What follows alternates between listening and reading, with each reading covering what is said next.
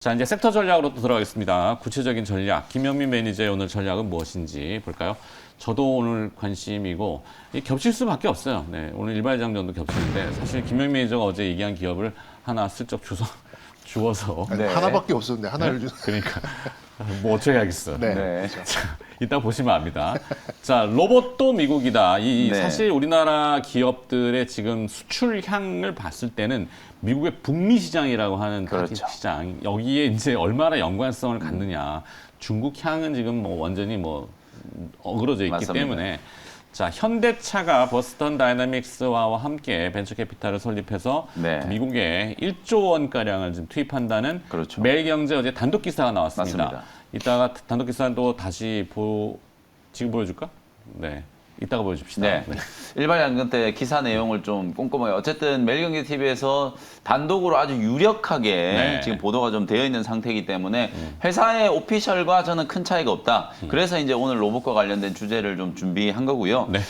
실제 이제 로봇도 미국이다. 이게 참 어찌 보면 우리에게 참 달가운 소식만은 아니에요. 지금 기사 나왔습니다. 네, 지금 기사 나오네요. 이따가 제가 일발 때 쓰려고 했는 건데 네. 지금 네, 매일경제 단독입니다. 로봇햄스는 현대차 어제 나온 기사고요. 참고해 보시면 됩니다. 찾아보시면 다 나와요. 네, 보스턴 다이내믹스를 현대차가 1조 한 2천억 원 정도 주고 인수를 했잖아요. 네. 그 보스턴 다이내믹스하고 같이 이제 벤처 캐피탈을 설립을 하겠다는 건데 구체적인 내용을 보면 현대차가 한 4억 달러 정도 이제 투자를 하고 그리고 이제 소싱을 해가지고 또 한 4억 달러 정도 또 추가적으로 이제 조달을 하면 총액이 우리나라 돈으로 따지면 이제 한 1조 원 정도 되는 거거든요. 네. 그걸 가지고 이제 벤처 캐피탈을 설립을 해서 뭘 하겠다고 하는 거냐면 결국 로봇 기업들을 인수하겠다는 거예요. 벤처 캐피탈이 하는 게 뭐 그 유력한 기업들을 찾아가지고 그 기업들을 인수해서 가치를 키우는 게 이제 벤처 캐피탈이 하는 거기 때문에 그런 역할을 할 수 있는 컨트롤 타워를 미국이 현지에다가 이제 설립을 하겠다라는 걸 어저께 이제 공식화 시킨 거라고 보시면 되고 정의선 회장이 사실 회장으로 취임하고 난 이후에도 로봇과 관련된 산업을 워낙 또 관심을 좀 많이 가지고 있다 보니까 앞으로 우리 사업의 20%는 로보틱스가 될 것이다. 이렇게까지 얘기할 정도로 자동차 기업임에도 불구하고 전체 매출의 20% 이상을 로봇 쪽에서 이제 좀 거두려고 하는 그런 이제 야심찬 계획을 좀 가지고 있거든요. 전체적으로 봤을 때 저는 상당히 좀 시장에 반향을 좀 불러일으킬 수 있을 만한 재료가 된다. 그리고 최근에 현대차 그룹뿐만 아니라 삼성그룹의 이제 이재용 부회장도 사면 복권이 되면서 이제 현장 경영 오늘인가요? 그 공장 기공식 네. 기흥 R&D 센터 이제 착공식인가요? 거기에 이제 참가를 한다라는 그런 이제 보도가 좀 나와 있기 때문에 이제 본격적인 이런 현장 경영이 시작되면 삼성의 M&A도 결국은 좀 가시화된 결과물을 우리가 볼 수 있지 않을까? 그런 재료들을 본다면은 오늘처럼 또 이렇게 갈까 말까 하는 이런 시장일 때 가장 좀 투자자분들이 좀 주목을 받겠네요. 네, 직관적으로 좀 주목해 볼 수 있는 재료라고 보여지기 때문에 관련된 종목들을 여러분들이 꼼꼼하게 좀 살펴보시는 게 좋을 것 같다. 물론 로봇 관련된 종목들이 너무 많아요. 최근에 네. 이제 가장 좀 강하게 움직인 종목은 유일 로보틱스하고 레인보우 로보틱스. 저는 이런 종목들을 따라 붙는 게 맞다라고 보는데요. 네. 이게 사실 주가의 위치를 보시면 레인보우 로보틱스도 이제 차트를 한번 열어드리면 주의 딱지가 이제 붙어 있을 정도로 워낙 강하게 지금 급등을 한 상태거든요. 그래서 네. 이걸 이제 또 따라 붙으라고 말씀드리면 너무 높은 거 아니에요. 또 유일 로보틱스도 마찬가지로 뭐 이렇게 워낙 주가가 지금 강하게 잘 올라가고 있거든요. 근데 이런 종목들은 사실은 시장이 이미 대장주다라고 점지를 해놓은 종목이니까 트레이딩 제가 어제도 그 시초가 공략 종목 말씀드릴 때 어차피 시장에서 가장 먼저 가는 종목들은 정해져 있는 거기 때문에 네. 이 종목들이 위치가 좀 다소 높다라고 하더라도 트레이딩 관점으로는 좀 보시면 되는데 상대적으로 조금 이제 덜 오른 애가 제가 어제 말씀드렸던 SP 시스템스 네. 뭐 이런 종목들 그 다음에 이제 우린 PTS라든지 또 조금 더 이제 나가 보면 유진 로봇과 유진 로봇. 같은 이런 로봇 청소기 만드는 회사들 네. 뭐 이런 종목들까지도 좀 관심을 좀 가져보시면 오늘 전반적으로 이제 로봇 종목들이 조금 순풍이 좀 불 가능성이 좀 높기 때문에 참고를 좀 해보시면 좋을 것 같습니다. 네. 저렇게 했는데 대중들은 휴림 로봇 따라가는. 근데 요즘에는 아니란 휴림 말이에요. 로봇은 조금 이제 무거워진 것 같은데 휴림 로봇도 그거는, 마찬가지예요. 네, 휴림 네. 로봇은 좀 정체성이 애매해요. 내용을 저렇게 들어보면 이제 막 뭐 붙이려고 M&A도 시도하고 같은데 청소기죠. 청소기도 잘 안 돌아. 하여튼 그래. 네. 그리고 혹시나 주주분들이 계시면 또 저기 할 수 있으니까. 그래서 저 중에 이제 선택을 좀 해야 되는데. 픽을 하면 저는 어제 했던 그냥 SP 시스템도 좀 올랐지만 네. 뭐 조금 올랐기 때문에 더 갈 수 있다. 오히려 자리는 더 좋아졌다. 딴거 하면 안 될까? 다른 거 할까요? 다른 거 하면 저는 그냥 대장주 유일 로보틱스. 유일 로보틱스. 네, SP SP 시스템즈 아니라면 유일 네. 로보틱스. 어제 오늘 막판에 일반- 이렇게 누가 훅 많이 끌어올리더라고요. 그러니까 네. 내용을 찾아봤는데 네. 흥미로웠어요. 저 오늘 일반장전으로 또 다시 한번 얘기해 드릴 건데 네. 네. 자 미리 뭐 오늘 여기저기 많이 겹치네요. 어쩔 수 없어요. 이게 시장이 이제 줄여져야죠. 막 넓어지는 형태가 아니라 압축을 해야 되니까 네. 겹칠 수밖에 없는 건데. 자, 로봇 이슈가 로보틱스 이렇게 이슈라고 네. 해야 되겠죠. 등장을 했고 내용은 너무 기니까 좀 그렇지만 하여튼 현대차가 지금 미국에 투자를 결정하면서 바이든 대통령한테 약간 조금 물 먹었다? 그러니까요. 뒤통수 맞은 거죠. 완전 뒤통수. 뒤통수 맞은 네. 거예요. 그래서 한 번 더 승부해. 그래서 미국 네. 가겠다는 정책은 좋은 것 같아요. 그래서 로보틱스 내지는 UAM, 커넥티비티, 뭐 자율주행, 모빌리티 이렇게 좀 이렇게 확장하는 형태가 되는 그렇죠. 거니까 상당히 설득력이 좀 그리고 강한 것 같아요. 모셔널이라는 회사, 그 합자 회사가 자율주행 4단계 택시를 시작했는데 네. 시장에서는 아무 지금 느낌 없고 거기에만 지금 메모리 되어 있는 거예요. 그러니까 지금. 뭐 네. 배터리 쪽으로 그렇죠. 네. 자 그리고 우리 정경민 차장은 오늘 또 섹터에 무슨 전략과 어떤 네. 기업인지 볼까요? 뻔- 조선기자재 네. 부담스럽 지금 괜찮아.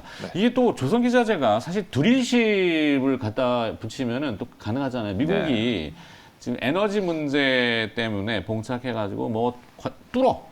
셰일 오일 다시 파야 돼요, 지금. 다시 뚫어. 네. 그러면 이제 드릴십이거든요. 해양에. 그래서 저는 우리도 7광구 얘기했잖아요. 우리도 파나? 이럴 수 있단 말이죠. 네. 조선기자재가 그런 쪽으로 연결이 될 네, 수 그래서 있어요. 어제 이제 그런 쪽으로의 그러니까 뭐 피팅, 배관, 뭐 드릴, 뭐 이런 쪽의 강세가 나왔던 것이 이제 물론 조선 기자재의 영향도 있었지만 네. 미국의 영향도 좀 있다라고 좀 보시는 게 좀 맞고요.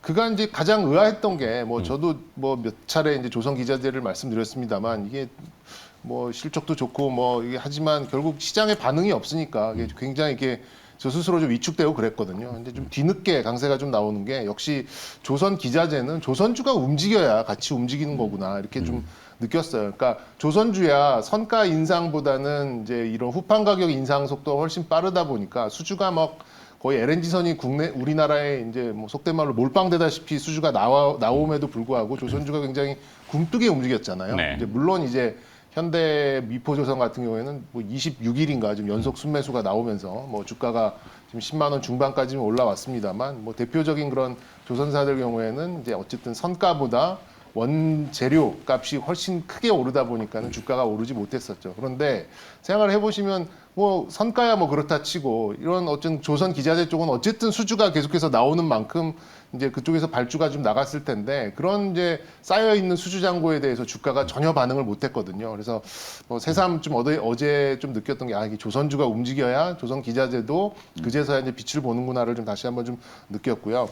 보통 이제 우리가 한 5년 정도의 수주가 쌓이면, 그러니까 이제 배를 그러니까 이 계약을 해서 배 인도 시기 이런 게 이제 수주에 다 명시가 되잖아요. 수주 네. 이제 공시에. 그게 이제 한 5년 정도가 지나는 이제 시점에 이런 공시들이 나오면 업사이클로 보는데 또 이런 거 나오면 또 뭐 슈퍼 사이클이다. 굉장히 슈퍼 사이클에 대한 트라우마가 강하기 때문에. 그렇죠. 그냥- 슈퍼 사이클 함부로 쓰면 안 네, 됩니다. 그냥 업사이클이라고 하겠습니다. 그러니까 네. 이제 굉장히 좀 화랑으로 좀 볼 수 있는 그런 국면인데 최근에 보니까는 2026년을 넘어서는 것들이 나오고 있어요. 수주 공시를 보니까. 그래서 이런 에너지 수급이 하루 이틀에 끝날 것 같지 않고 뭐 계속해서 말씀드립니다만 뭐 태양광, 신재생, 뭐 원전 빨라야 3년, 길면 10년인데 그 전까지는 어쨌든 퍼 날라야 되잖아요. 네. 그러면은 조선의 어떤 화랑기는 생각보다는 좀 길게 이어질 수 있을 수밖에 없다. 그래서 이제 현대 미포조선이 향후 3년간 영업이익을 땡겨 보니까 조가 넘을 수 있다. 뭐 이런 얘기가 나오면서 지금 좀 좋은 흐름을 좀 가져가고 있는 거죠. 기자재 같은 경우는 이제 뭐 배관, 피팅, 냉매, 뭐 엔진, 탱크, 뭐 기타 소재 뭐 이렇게 좀 볼 수 있는데 역시 배관과 피팅 업체들의 실적이 굉장히 좋습니다. 뭐 제가 얼마 전에 말씀드렸던 뭐 에너토크도 그렇고 뭐 하이로코리아도 그렇고 뭐 제가 말씀드릴 때는 주가 빠지더라고요. 네. 근데 이제 최근 들어 조선주가 움직이니까 이제 여기에도 약간 이제 편승 효과 플러스 훨씬 더 높은 수주 잔고가 쌓여 있다라는 얘기가 나오면서 뭐 특히나 이제 본행제 수주 잔고가 굉장히 좋잖아요. 지금 두 회사 모두 조 단위가 넘어가는 그러니까 거의 한 4년 이상의 매출이 쌓여 있는 수준으로 수주 잔고가 이제 확인이 되면서 굉장히 좀 좋은 그 탄력적인 주가 흐름이 좀 나오고 있다라고 봅니다. 그래서 일단은 이 실적이 찍혀 있고 그리고 이제 수급이 굉장히 강력한 이제 그런 흐름으로 가고 있다 보니까 지금 뭐 저점 대비 50% 이상 넘어가는 종목들도 많이 있기는 있습니다만 저는 모멘텀은 좀 계속 이어질 가능성이 좀 있어 보여요. 굉장히 검증된 그런 종목들군에 중에서 좀 접근을 하는 이제 그런 전략을 좀 말씀드리고 싶고요. 대표적으로 볼 수 있는 건 역시 이제 조선주 중에서는 네. 현대 미포조선입니다. 저는 이렇게 안 오른 거 쫓아가는 것보다는 이런 국면에 있는 것들은 좀 제일 먼저, 그러니까 빨간불이 솟아 있는 거를 쫓아가는 게 맞는 매매법이라고 좀 보고 있거든요. 그래서 현대 미포조선 좀 보고 싶고요. 하이로코리아는 원전도 가능하고 우주항공도 가능하고 조선도 가능합니다. 이건 배관 피팅 관련된 요즘엔 또 이런 밸브 이런 게 다 이제 스마트하게 움직이잖아요. 뭐 이 예전에 그런 승조원도 뭐 이런 300명이 필요했다. 그러면 요즘에는 막 100명, 150명이면 되는 이제 그런 수준으로 네. 이렇게 좀 스마트 밸브, 배관 이런 것도 좀 되어 있는 그런 상황이고요. 뭐 하이로코리아 좀 보고 싶고 한국카본 역시 뭐 동성 파인텍하고 둘밖에 없잖아요. 사실상 거의.